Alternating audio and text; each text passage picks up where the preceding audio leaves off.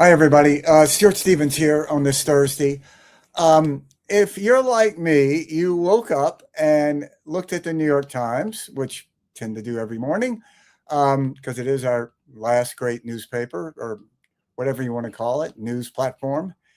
And to my utter shock uh, and dismay and sadness, call it what you will, there was a piece by a lunatic named Peter Navarro.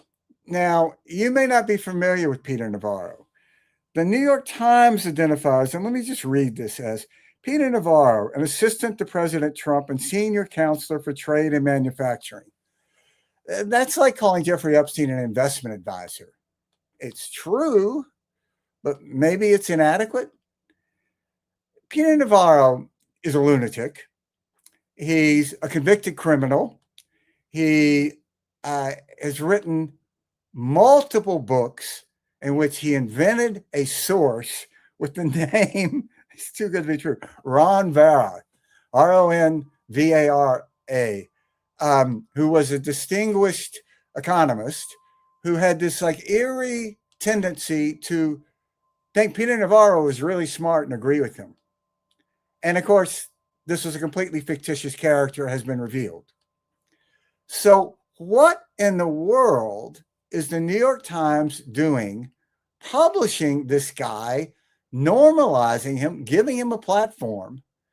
I mean, if you're a journalist at the Times, how does this feel? You know, Maggie Haberman and Peter Navarro now share a platform. I mean, it's just lunacy.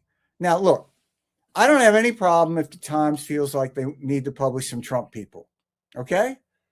President of the United States, fine. Even Stephen Miller, one of the most loathsome humans to walk the earth. But he's not a criminal. And as far as I know, he's never written multiple books in which he just invented shit. Like Peter Navarro. And while Stephen Miller is really deranged, he's not as completely out of touch with reality as Peter Navarro, which is saying something. I mean, Sam, play this clip of Peter Navarro claiming that Dr. Fauci invented this little virus that killed millions. I mean, think about it, Maria. The guy's sitting in a mansion with millions of dollars, and a lot of people in this country think this guy's a hero. He was Dr. Frankenstein of the modern era.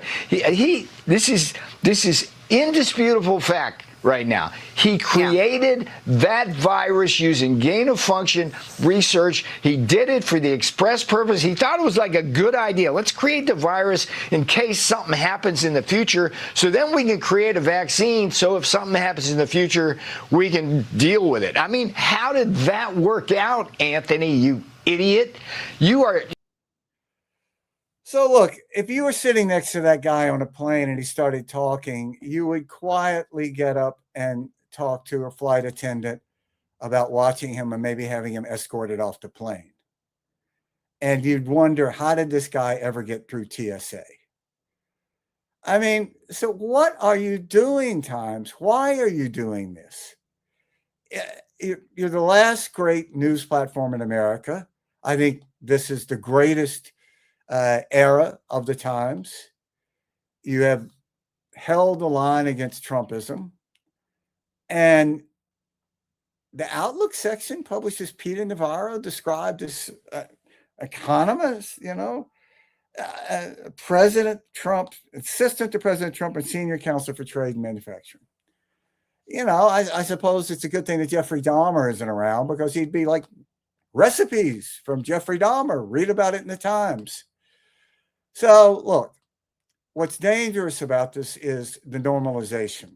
And what autocrats depend upon is normalization and acceptance by what were once the guardians and gatekeepers of a society. And we saw this when Trump got reelected, and you saw these dominoes fall. Great law firms in America want us to give you a bunch of money, Trump? Not a problem, dude. Not a problem. Just don't say anything mean about us. Some of the academic institutions, please let us, please you. What can we do? You saw Tim Cook, former head of Apple, bringing literally a golden offering to Donald Trump, which, as an Ole Miss guy, I'm not surprised because he's an Auburn guy. Why? Why would the Times do this?